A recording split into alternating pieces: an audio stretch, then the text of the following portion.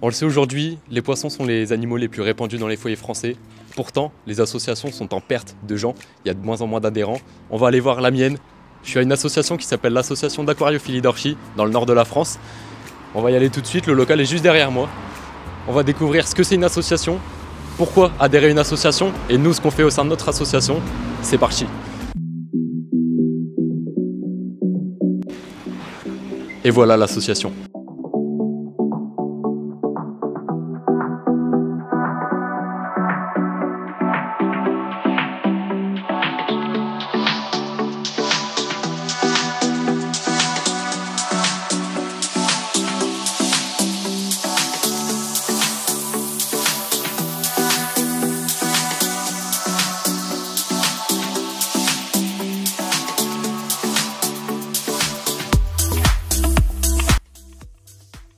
Bah écoute, salut Jérémy. Salut Mathias. Jérémy, c'est le président de l'association d'aquariophilie d'Orchy du coup. Bah voilà, explique-nous un peu l'association, combien de temps, l'histoire du club. Bah bienvenue à l'association. Alors l'association elle a été créée en 2007, donc ça fait une quinzaine d'années qu'on existe. On est une trentaine de membres actuellement. Ouais. J'ai pris la présidence en 2007 et donc logiquement jusqu'en 2024. Ok. Je serai président. Voilà. Ok, c'est combien d'années du coup une présidence? C'est 4 ans. 4 Ok. ans renouvelables autant de fois qu'on veut. Ok, ouais, ok. Oh, super. Et bah écoute, pourquoi rejoindre une asso? C'est un bon point. Alors c'est vrai que des aquariums, tous les aquariophiles forcément en ont chez eux. On peut se poser la question de savoir pourquoi venir à une association. Alors qu'on peut en avoir chez soi. Alors qu'on a déjà tout ce qu'il faut chez soi, logiquement. Et ben, alors, en fait, l'intérêt principal, c'est le partage parce que on est là, on est ouvert tous les samedis. On se rencontre, on parle de nos bacs, on échange, on se donne des conseils. Donc déjà pour ça, le partage c'est essentiel. Ouais. Vivre une passion pour soi, c'est pas forcément une passion, c'est un peu égoïste quoi. Ouais, on peut. C'est vrai tout le monde a un aquarium chez soi. C'est vrai que moi je pratique ça. Du coup, vous me savez, dans ma chambre tout seul. Mais il y avait un peu un truc qui me manquait, quoi. Le contact avec les gens, partager, apprendre des trucs aussi avec les gens, c'est impressionnant, quoi. Voilà. Important. Voilà, l'essentiel c'est d'apprendre parce que à l'heure actuelle avec les réseaux sociaux, on a plein de conseils sur différents groupes ou autres. Mais ce que j'ai tendance souvent à dire, c'est que les conseils, on ne sait pas qui forcément les donne Ouais. et surtout ce que ça vaut. Alors que ici, vous ouvrez la porte, vous voyez nos bacs et vous voyez ce que nos conseils valent entre guillemets. Ouais. Voilà, on voit la tête de nos aquariums, on sait si nos conseils sont sérieux ou pas, quoi.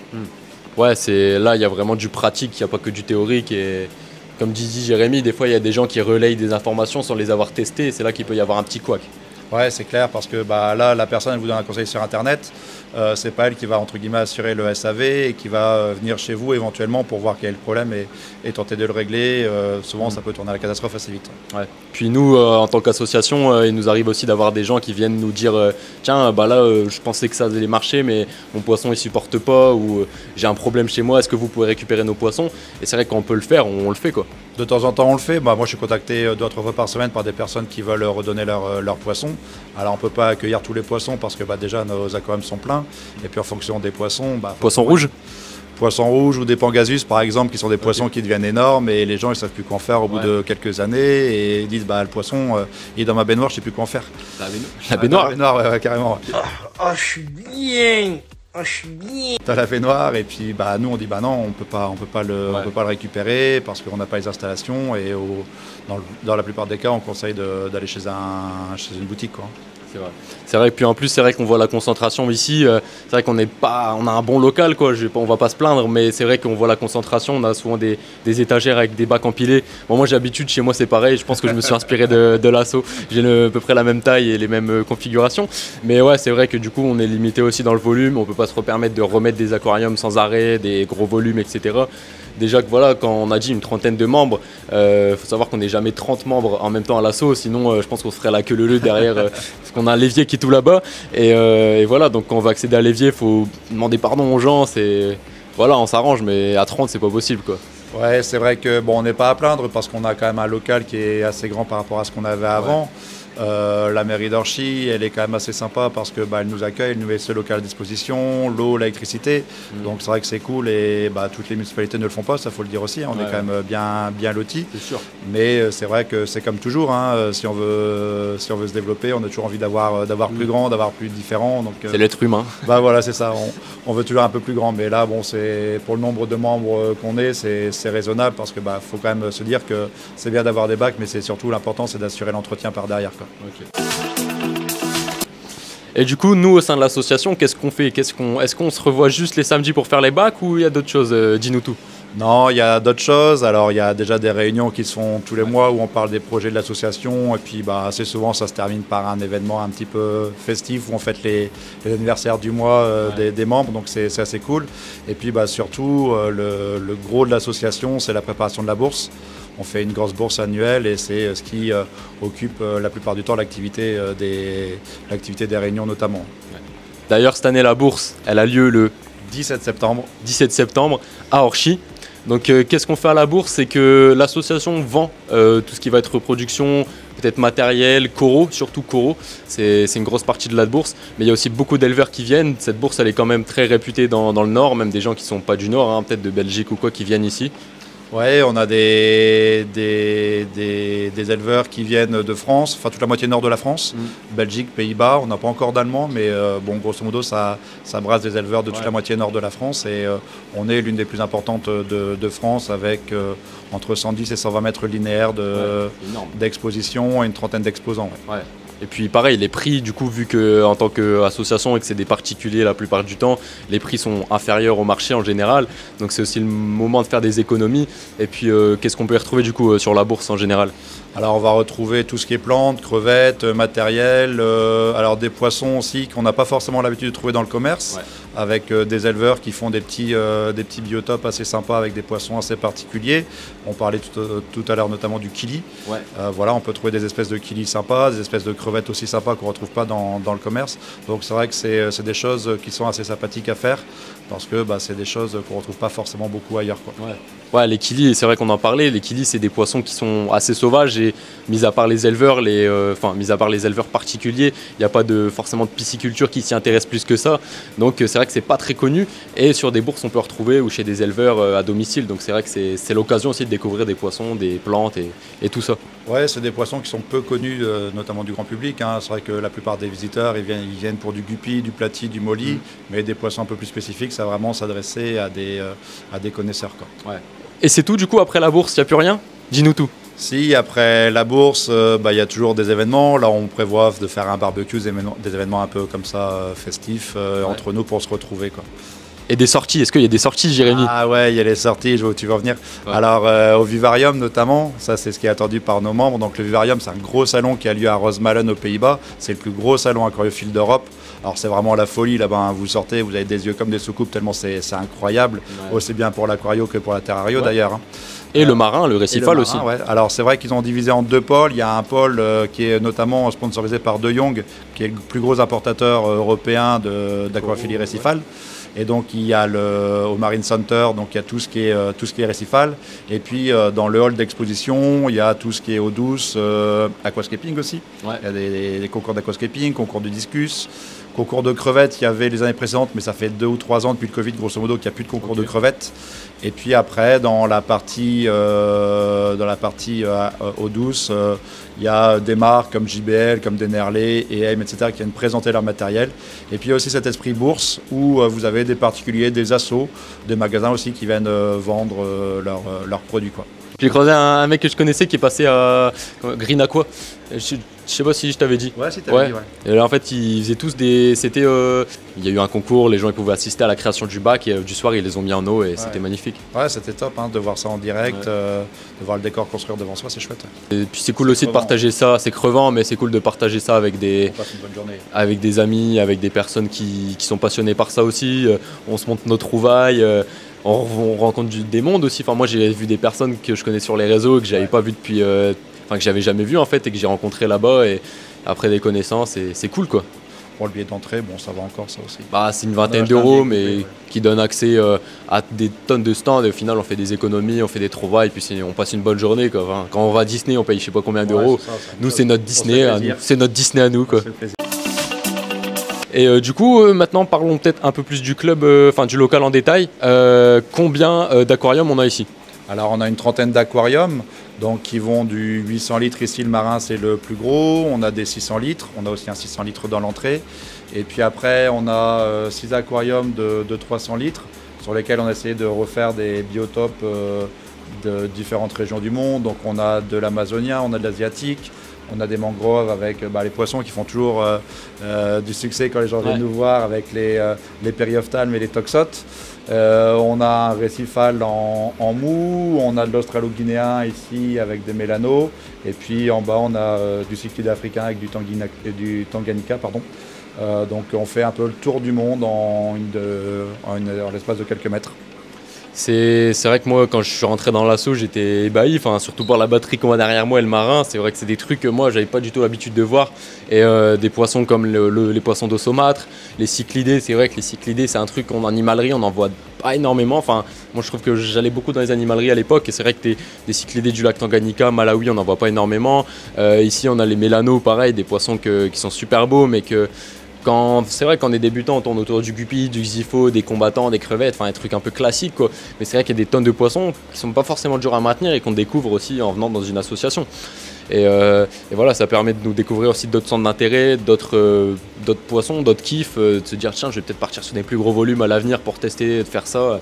Ça donne des idées aussi pour nous, notre côté perso, quoi, de la passion, parce qu'il y a forcément quasiment tout le monde ici a un bac chez soi, au moins un bac chez soi. Enfin, toi, tu as un bac par exemple chez toi? Ouais, moi j'ai deux bacs, j'ai un bac récifal et un bac en eau douce. Ouais. Mais c'est vrai qu'à la maison, donc on a un certain biotope sur lequel on est habitué. Et le fait de pouvoir venir ici et de mettre les mains dans des biotopes qu'on ne connaît pas, ça permet de susciter un intérêt et surtout des connaissances supplémentaires par rapport aux poissons, quoi.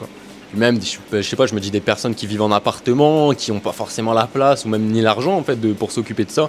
C'est aussi un relais. Si vous n'avez pas la place chez vous, vous n'avez pas forcément l'envie, le temps, vous pouvez vous inscrire dans une asso et venir mettre les mains dans l'eau en fait directement les samedis. Je sais pas comment ça fonctionne dans les autres assos, mais ouais. Ouais, nous on est ouvert le samedi matin, grosso modo de 10h30 à 13h30. Et puis sur les 3 heures, on se relaye. Il y a des membres qui arrivent un peu plus tôt, qui partent un peu plus tôt, d'autres qui arrivent un peu plus tard et qui partent un peu plus tard. Et puis chacun se met à l'œuvre sur un bac. Ouais. Et c'est vrai que ça nous permet de découvrir des choses. Alors c'est vrai que le récifal, pour des personnes qui font de l'eau douce, ça fait un peu peur. À chaque fois qu'il y a un problème à intervenir dessus, elles sont un peu effrayées. Et puis au final, elles apprennent et puis elles s'habituent à la connaissance du bac, à gérer le bac aussi. Donc voilà, c'est ça aussi l'intérêt de faire partie d'une asso, c'est de découvrir d'autres biotopes que ceux dont on a l'habitude. Et puis je tenais à dire par rapport à la création de l'association, donc on est une association loi 1901, c'est-à-dire que c'est une association à but non lucratif, donc tout l'argent qui est issu de nos ventes, qui est issu de nos manifestations, c'est réinjecté dans l'asso. Là par exemple on a fait d'énormes investissements sur le bac à bouture l'année dernière, on a fait faire un bac sur bouture, on a dû acheter de l'éclairage, des pompes de brassage, etc. Donc tout est réinjecté dans... Jérémy le président, lui il touche pas un euro de ce qu'il fait ici, quoi. Mais il y a pas mal de préjugés aussi sur les assos, notamment c'est des trucs de vieux. Il n'y a que des vieux dans les assos. Dis-nous toi ce que tu en penses. Et ici, est-ce qu'il y a des vieux, que des vieux? Alors c'est vrai que c'est des choses qu'on retrouve beaucoup sur les réseaux. Les assos aquariophiles, c'est des trucs de vieux. Nous, nos membres, le plus jeune, il a 8 ans, le plus âgé, il a 72 ans. On a eu cette année la chance d'accueillir pas mal d'ados qui sont venus découvrir l'aquariophilie ici. Grâce à moi, ça j'ai ramené du jeune. Ouais. Et donc on est sur une moyenne d'âge d'autour entre 30 et 40 ans grosso modo à l'assaut. Donc je pense pas qu'à 30 ou 40 ans on soit particulièrement vieux. Ça dépend pour qui. Pour qui, on peut être vieux à 15 ans, hein. C'est vrai. Mais non, nous on est très dynamique. Sur les réseaux, vous nous suivez peut-être déjà, on est l'association aquariophile la plus suivie de France. Si on cumule sur nos différents réseaux, on est sur plus de 4500 abonnés. C'est quand même pas mal pour une asso de 30 membres. D'ailleurs, ça sera en description. Allez vous abonner en masse. Voilà.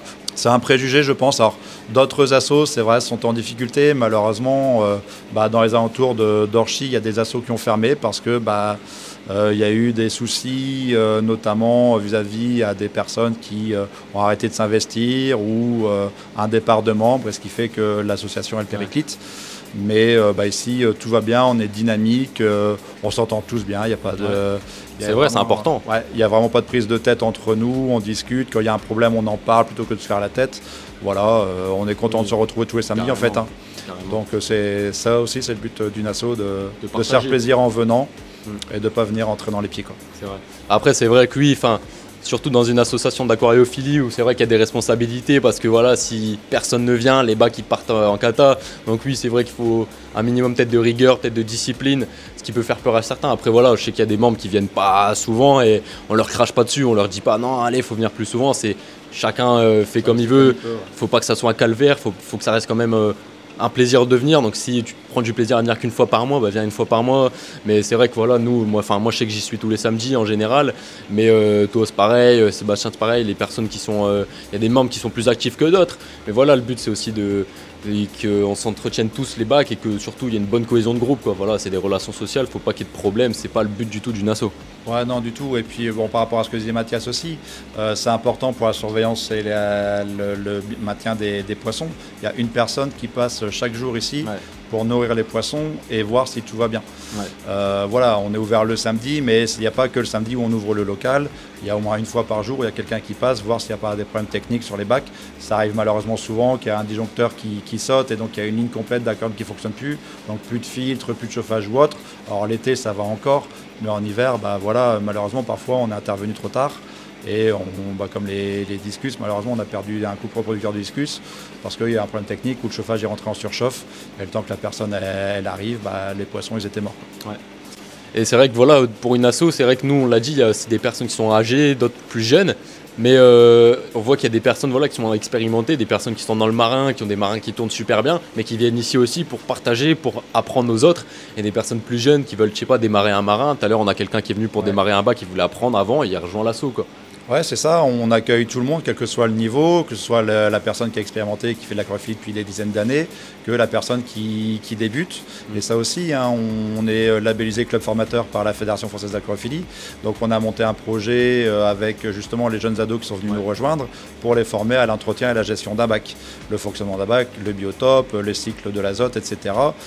Tout ça, c'est des choses qu'on apprend en venant ici et on apprend concrètement, pas juste en lisant des livres ou en lisant sur les réseaux.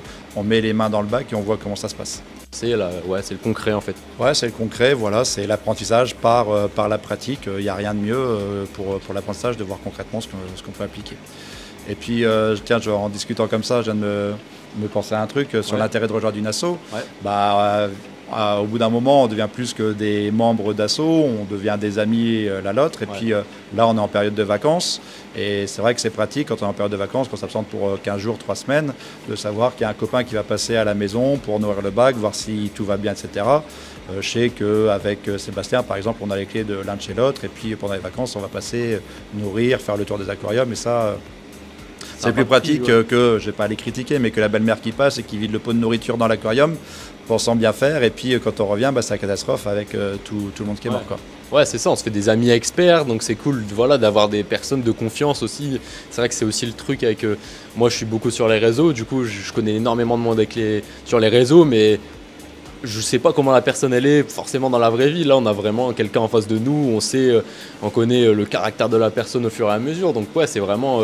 si vous aimez le côté aussi humain, c'est vraiment des amis au final qu'on se fait, c'est plus des membres ou des connaissances, quoi. C'est des amis, quoi. Ouais, c'est ça. Puis là, au cours de l'histoire de l'asso, on a des belles amitiés qui sont créées, des personnes qui ont fait connaissance à l'asso et qui maintenant sont super potes dans la vie quotidienne, quoi. Donc voilà, c'est le but aussi de faire partie d'une asso. Alors c'est vrai qu'après le Covid, le monde associatif, et même encore maintenant, a eu des difficultés parce que les gens ont trouvé d'autres occupations que de se rendre dans les assos pendant le Covid, vu qu'on ne pouvait plus sortir.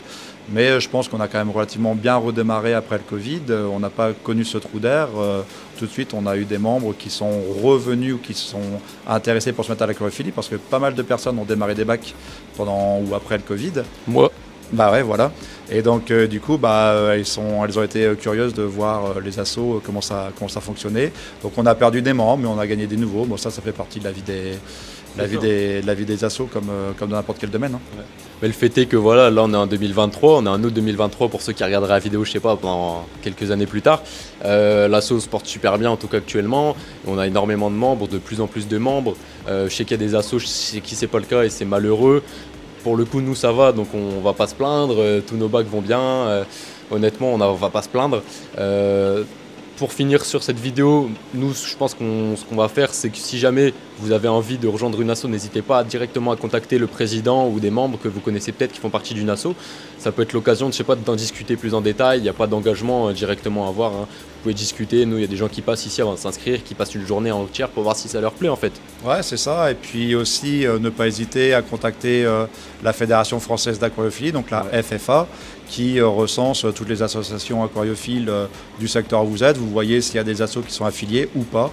Et puis, elles pourront vous aiguiller vers l'asso la plus proche de chez vous. Donc voilà, pour finir cette vidéo, n'hésitez pas le 17 septembre à venir à notre bourse à Orchy. Si vous êtes des environs, même si vous habitez plus loin, pas de problème, il y aura des places de parking. Ouais, on vous attend nombreux le 17 septembre, il n'y a pas de souci. On vous tient au courant, n'hésitez pas à follow l'association d'aquariophilie d'Orchy sur tous les réseaux, me suivre aussi également sur tous mes réseaux, Instagram, TikTok, YouTube, et on se dit à la prochaine, ciao. Salut.